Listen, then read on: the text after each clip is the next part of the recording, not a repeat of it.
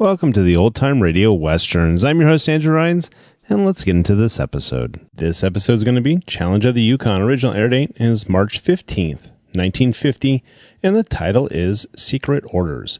Let's get into it, and I hope you enjoy. Now, as gunshots echo across the wind-swept, snow-covered reaches of the wild Northwest, Quaker Puffed Wheat and Quaker Puffed Rice, the breakfast cereal shot from guns, present the Challenge of the Yukon.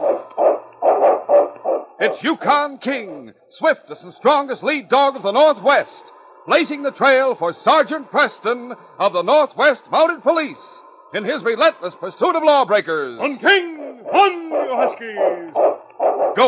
Gold discovered in the Yukon. A stampede to the Klondike in the wild race for riches.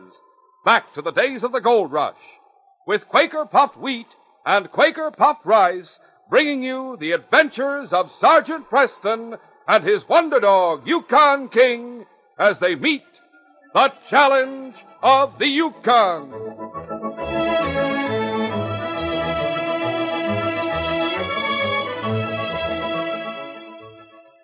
Fellas and girls, picture yourself dog sledding hour after hour on the Yukon Trail, like Sergeant Preston. You'd soon find out that real stamina calls for a nourishing He-Man breakfast.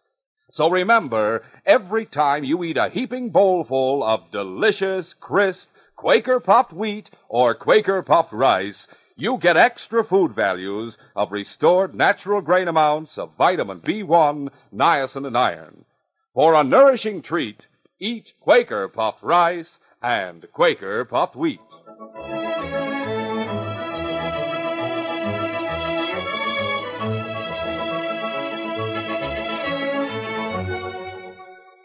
Jeremy Ward operated a freight line between Whitehorse and Dawson. A sturdy building in Whitehorse served as both a home and office.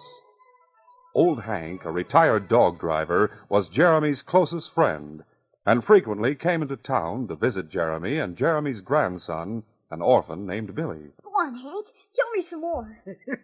All right. Billy, now, wide-eyed, Billy, and now, old Hank sat at a front I'll window. tell you some more. Hank was in the midst of one of his fabulous stories of the trail, while Jeremy worked on records in an inner room. Was The I? wolves were coming at you on the trail. Yes, sir, 10 of them. Well, there I was. Oh, Grandpa's interrupted again. Yeah, see a dog team coming this way. Jeremy, I told you I'd let you know when I saw that messenger. What makes him so all-fired important? I declare I never saw you so squirmy. Well, Hank, I didn't want to say anything before, but I can tell you now. That messenger is coming from Diamond Bill Davis. From Diamond Bill, you say? Yes, he's a collector of jewels. He thinks he's like Diamond Jim Brady. He brought a fortune in diamonds with him when he came from the States. There was a piece of the paper about Diamond Bill. Said he was going to ship $1 million worth of diamonds back to the States.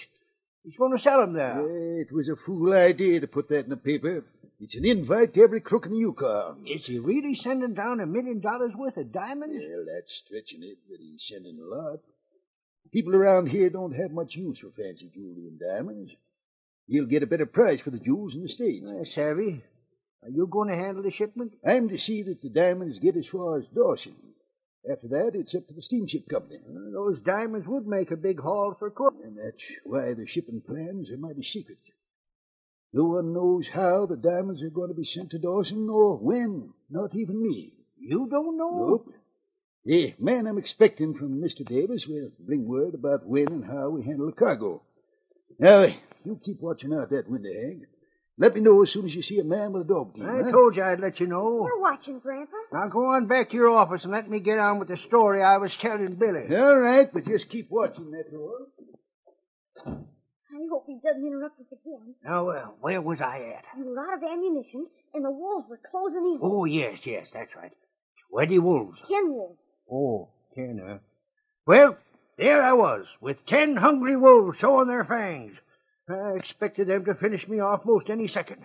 Then I heard a man yelling in the distance. "Get him, King," he yelled. "Get him, King," just like that. Then what? But then I saw a great big dog streaking across the snow. He was coming like greased lightning. It was Yukon King? Sure enough, and he lit into that pack of wolves, fighting, tearing, and dashing and leaping. I tell you, I never seen the like of it. Then Sergeant Preston with his dog team comes into view. He's coming fast and shooting with a gun in each hand. Then those wolves, they just skedaddled. They got out of there in a hurry. Golly. Oh, Hank, look. Look outside. Huh? There comes a man with a dog team. Maybe that's the messenger Grandpa's waiting for. But sure enough. Jeremy! Jeremy! Yeah, what is it? Here comes the messenger, the man you're waiting for. Good. By golly, I'm glad he's here at last. Hey there. Jeremy Ward around? Yeah, that's my name. Come in here. Come in fast. I'm waiting for you. I have a letter for you. I know what you have. I had a hard time on the trail. I was delayed a little bit. That's all right. You're here at last. You didn't tie your dog. Now, they'll stay where they are. They're all right for a minute or so. Where's that letter? Yeah. Get the letter right here, Mr. Ward. Yeah, bring it in my office. Hank, you'd better come along. All right, Jeremy. Mister, do you mind if I go out and look at your dog? Oh, I know. No, go ahead, sir. Billy, if you're going out, see that you pull on your pocket. Oh, yes, sir. Now, let's get back to my office. I'm downright anxious to see what that letter has to say. The messenger and old Hank followed Jeremy into the office. Billy hurriedly pulled on his parka and then went outside to admire the messenger's dog team. The boy was particularly impressed by a strong, powerful lead dog. He bent and stroked the animal's ears. The 10-year-old boy admired the other dogs and then moved to a position behind the sled and stood on the runners. Golly, now I feel just like Sergeant Preston. The game of make-believe appealed to Billy. He fancied himself as a brave Mountie who maintained law and order in the Yukon Territory. He whispered, Come on, King. On you huskies. then, growing more bold, he picked up the whip and in a louder voice said, On King. On you huskies. Dogs became more alert. The leader turned back and looked inquiringly at Billy as he waved the whip and stood on the runners. Bolder then, the boy raised his voice and shouted as he cracked the whip. On King. On you huskies. Golly. Oh, wait. Jeremy, my foot's caught. Wait a minute. Hold on there. The leader of the dogs took off at a fast clip, and the others pulled their weight. Billy tried to jump off the sled, but found that a lacing of his boot had become tangled with the jagged saw teeth of the brake. He was caught. He dropped the whip and clung desperately to the handle so he would not be thrown and dragged. Grandpa, help me. Stop the dog. His cries brought Jeremy to the door with Hank and the messenger close behind. It's your dog team and your sled. They're running away with Billy. Come back here. Come back. Come back here. Come back, you They can't hear you now. They've gone too far. We've got to get after them. Yeah, but how? We can't travel on foot. We've got to find another team. By the time we get dogs lined up and hitched to a sled, those critters will have Billy halfway to the border. I'll see what I can find. Billy was gripped by a paralyzing fear. The dogs soon left the regular trail and dashed across uneven ground. Billy clung desperately to the back of the pitching, swaying sled, and then his hands became numb. He was thrown off the sled and landed in a thicket by the trail. His head struck the side of a huge rock. For a time, he lay unconscious. He recovered in the shelter of the rock and underbrush. But he was only half conscious when he heard the voices of two men from the opposite side of the massive boulder. Can you open that old man's safe, Jeremy Ward? That's easy. Then we've got nothing to worry about. Just open her up and get that letter. Yeah, but Baxter, are you sure Ward will have the letter in his safe? Well, of course he will, Slick. Where else would he keep it? But when Ward finds the letter's gone, he'll think back to the people who worked for him who knew about his safe, and he'll think of me. I'll be the first one suspected. No, he won't. Besides that, when he finds the letter's gone, he'll know there's a plan afoot to steal the Davis diamonds. Then his shipping plans will be changed. I figured all that out, Slick. Yeah? When you steal a letter, take whatever cash is in the safe. We'll use that to frame someone for the robbery. Let's hear some more. Who do we frame? My old Hank. But he's Jeremy Ward's best friend. Yeah, knows all about Ward's business. He probably knows how to open Ward's safe. Oh, I see. Now, Hank lives in a shack between here and town. We'll make a copy of the plans for shipping the diamonds, then we'll hide the letter and the stolen cash in Hank's house. Then what? As soon as we have the stuff planted in Hank's house, we'll find some way to get Hank out of the way, so it'll look like an accident. After he's dead, the constable will go through his possessions. Then they'll find the stolen cash and the letter. You think Ward will believe his old friend turned crook? What else can he believe? He'll figure no one else has seen the shipping plans for the diamonds. So there'll be no reason to change the plans. Baxter, that's downright smart planning. Once we know how and when the diamonds are to be sent to Dawson, We can figure a way to get them. this will be the biggest jewel robbery the Yukon's ever seen. We better start for town now. It'll be dark when we get there. Hey, wait. If anyone sees me in town, they're likely to put two and two together and remember that I work for Jeremy, that I might know how to open his safe. It won't be hard for you to keep out of sight. We'd stay away from the regular trail. Now let's get started. Billy's head hurt terribly, but he'd been afraid to stir for fear the men who plotted against his grandpa would discover him on the opposite side of the big rock. He sobbed softly as the two men moved away. Those crooks. Those dirty, scheming crooks. When he tried to stand, Billy felt as though the world were spinning. His head throbbed where he had struck it on the rock.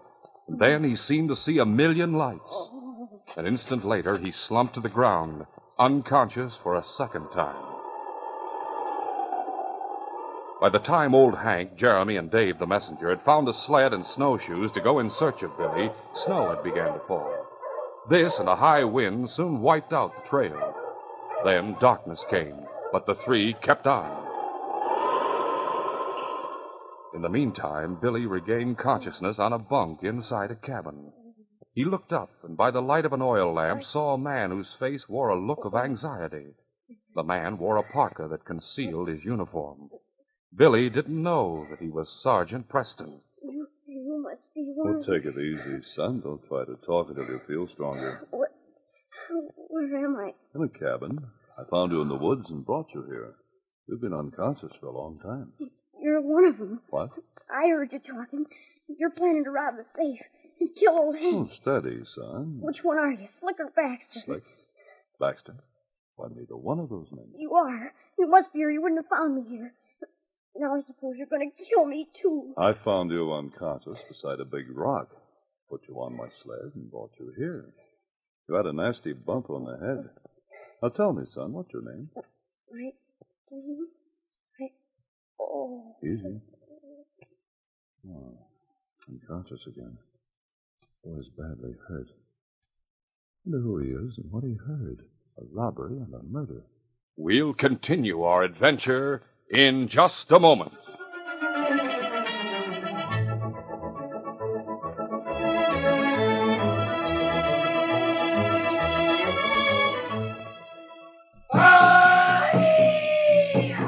Say, what's up? Who's on the warpath? No warpath.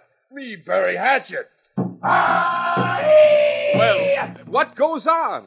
Me now, big chief. Make celebration. Oh, I see. Congratulations are in order. And say, I have something I'd like to give you because it's just what a big chief ought to have for breakfast every morning. Must be special big for big chief. Oh, it is. Everything about Quaker puffed wheat and Quaker puffed rice is big.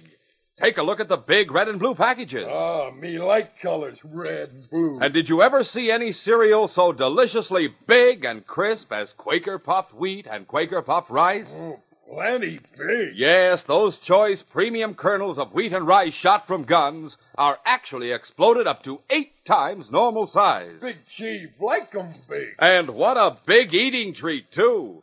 They're shot from guns to make 'em crisp and tender, bigger and better tasting. There's bang-up nut-like flavor in every big, luscious mouthful. Me want heap big bowlful now. Coming up, Big Chief, Quaker puffed wheat and Quaker puffed rice are ready to serve. We just top 'em with milk or cream and fruit, and then go to it. And as all you fellas and girls know, you can always have those second and third helpings because Quaker puffed wheat and rice are so good for you. They both furnish added food values of restored natural grain amounts of vitamin B1, niacin, and iron. Don't miss out a single morning. For a heap big treat, eat Quaker puffed rice and Quaker puffed wheat. Shot from guns.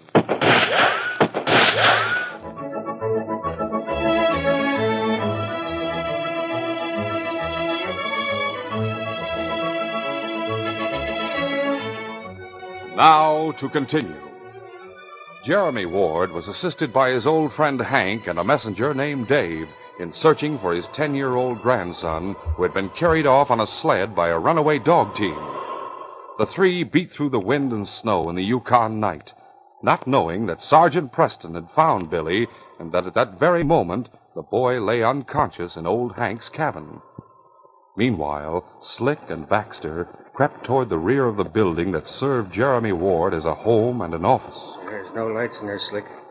Think the old man's going to bed this early? Not unless he changed his way of living. More likely is at one of the cafes down the street. Yeah. Well, here we are.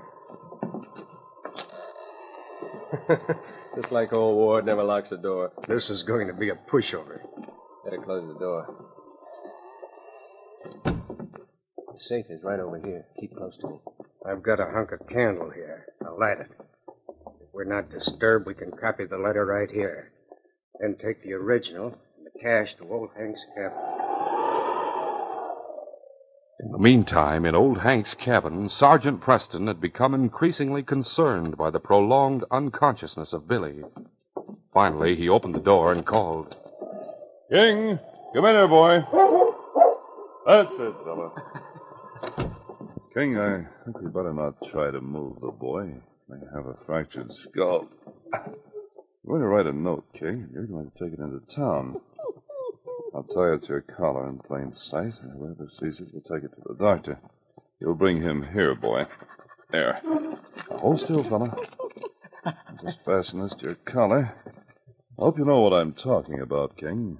Town. Understand? Town. All right, boy. Get going, King, to town. Good boy. He knew what I meant.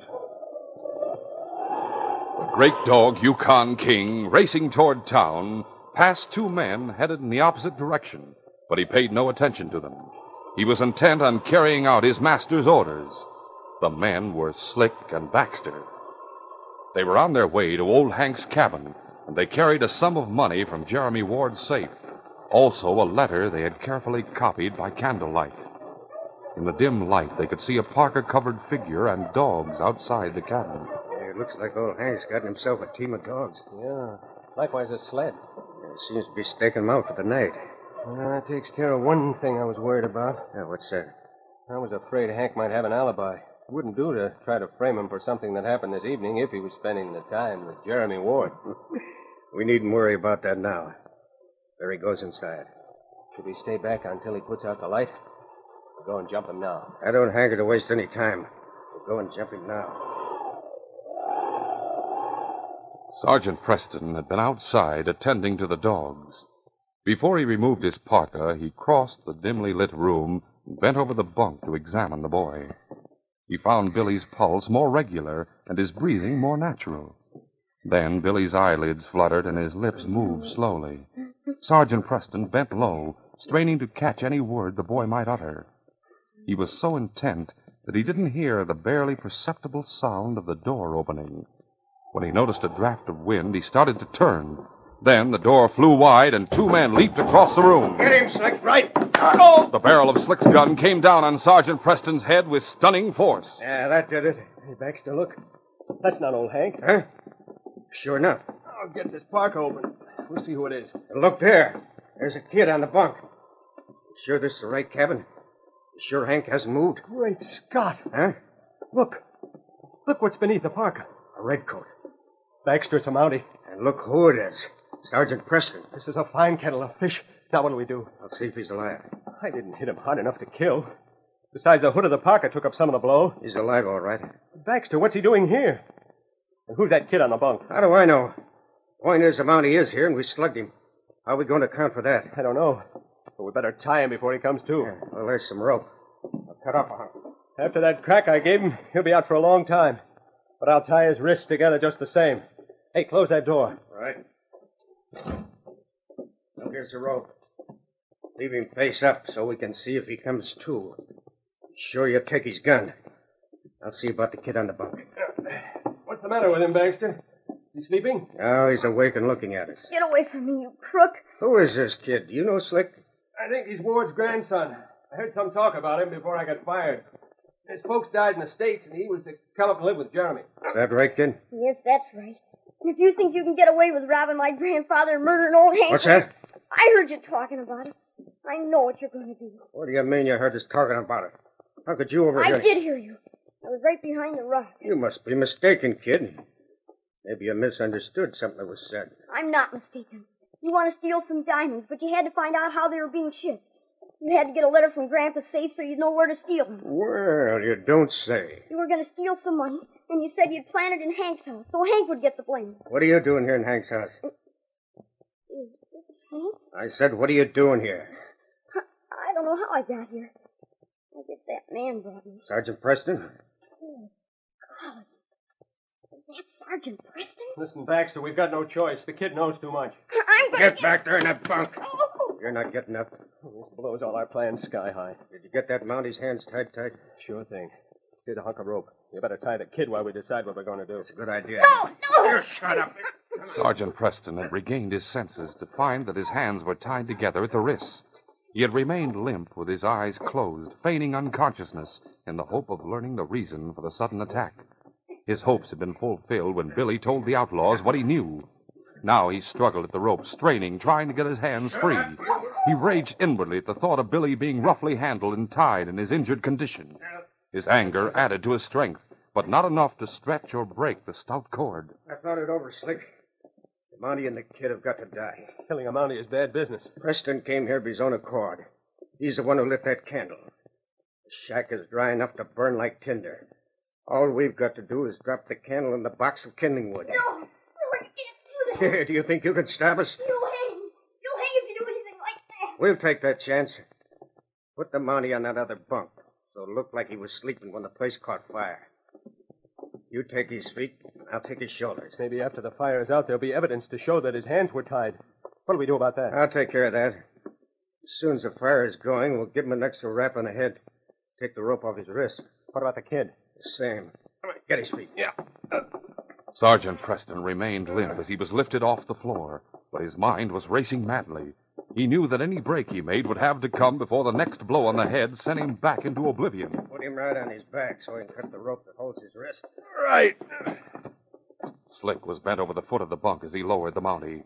Then Preston acted with lightning speed. He drew up his knees and shot both feet out.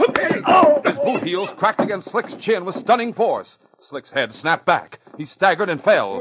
Baxter was wide-eyed with surprise. Before he could go for his gun, Preston rolled off the bunk, landing cat-like on his hands and feet. He leaped from the crouch and charged. The Mountie's head caught Baxter in the pit of his stomach and drove him back against the wall. Then Preston brought up both fists tied together. The uppercut was short but full of force. Take it! That's it, Sergeant Preston. You got him. I'll kill you for that. You'd have killed me for less if you could. Baxter brought up his gun. The Mountie's hands came down with a chopping stroke to the wrist. Slick had been stunned but momentarily. When he showed signs of recovery and began fumbling for his gun, Billy shrilled a warning. Behind you, the other one. Preston dropped to the floor, scooped up Baxter's gun, and fired. The bullet caught Slick in the wrist just as his gun cleared the holster. That does it. Hold it, Baxter. Freeze! I'm hit. You shot me. Are you surprised? Stand right where you are, Baxter, and keep your hands above the shoulders. You were playing possum. It's a good game, properly played. I'm hurt, I tell you. Not seriously. I hear a dog. That's King, Billy. I sent him for a doctor. Get over there, Baxter, beside your friend. Come on in. That's Hank. Come on in, all of you. That's King. You come. Billy. Grandpa. Great day, Sonny. You all right? What's going on here? Who are these critters? Couple of crooks had planned to rob your safe and put the blame on Hank. Doctor, take a look at Billy. He had a hard rap on the head. Yes, sir. Well, he's tied. They're both tied. We're lucky to be alive. Preston and Billy were quickly untied. Doc looked at the boy and found that his injury was not serious, while Preston searched Slick and Baxter. He found money from Jeremy Ward's safe, also the secret shipping orders and a copy of those orders. Meanwhile, Jeremy told about the runaway dog team and the search for Billy. After beating around in the night for some time, we decided to go back to town and get more men to help search. We were there when we saw your big dog race into town with a note tied to his collar. We figured the boy might be Billy, so we came here. Then you didn't even know your safe had been robbed. No, but this letter and the cash sure proves it. Slick, I told you to stay out of town. Now, by thunder, you can go to jail. It was all Baxter's idea. Why are you... You'll both go to jail. And about the diamonds, Sergeant Preston. According to this letter, they're supposed to arrive tomorrow. The messenger is going to give 'em to me and help me plan on getting 'em to Dawson. That's right, Jeremy. I was on my way to your place when I found Billy. You? Yes, I have the diamonds. They're in a belt under my shirt. What's that? The Mountie had 'em. You were closer to them than you thought. Of all the rotten luck. Yes, King, we'll take these men to town and put them in jail, boy. Well, Billy, I've told you plenty of stories about Sergeant Preston and Yukon King. Now, Hank, I guess I can tell a story. Can I, Sergeant Preston? Indeed you can, Billy. And be sure to tell how foolish and dejected outlaws look when they come to the end of the trail and their case is closed.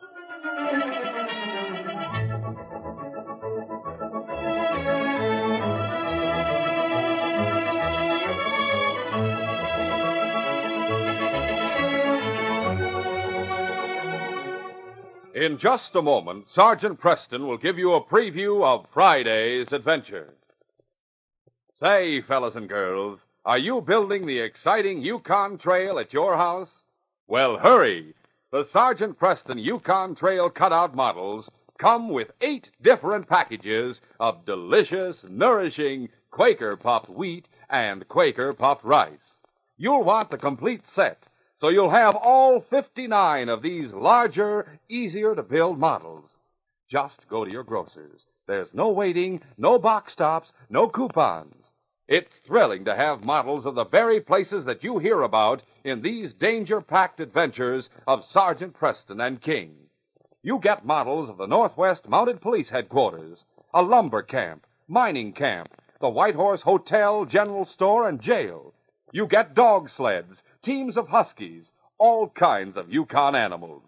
You get the Yukon Queen riverboat with a paddle that actually turns. These models are so amazingly different. You even get scenery and the interiors of buildings. So build your complete Yukon Trail from Whitehorse to Dawson City right away. Get them at your grocer's now. They come only with the big red and blue packages of delicious, nourishing Quaker puffed wheat and Quaker puffed rice. Yes, the original, crisp, fresh, shot-from-gun cereal that is never sold in bags or bulk. Listen Friday when Sergeant Preston and Yukon King meet the challenge of the Yukon in the case of the man who fled. A fugitive from justice who had come to the Yukon under a false identity. A sinister blackmailer who met a well-deserved fate, and a name scrawled on the wall. Those were the clues I had to work with.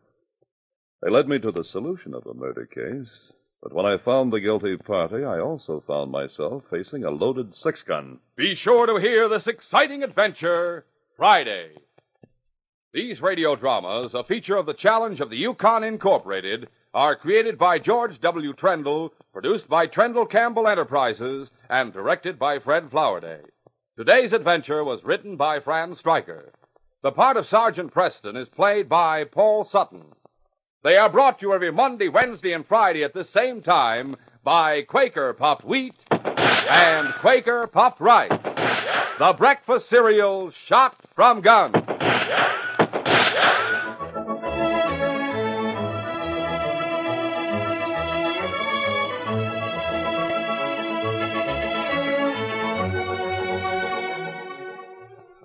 Remember, for delicious hot breakfasts, enjoy Quaker Oats.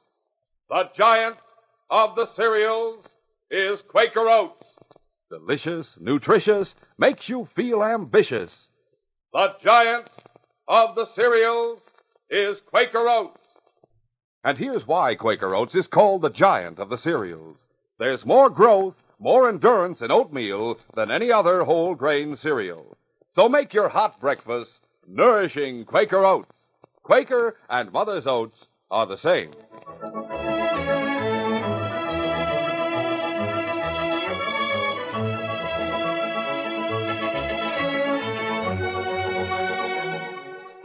This is J. Michael wishing you goodbye, good luck, and good health from Quaker Puffed Wheat and Quaker Puffed Rice. So long. This is ABC, the American Broadcasting Company.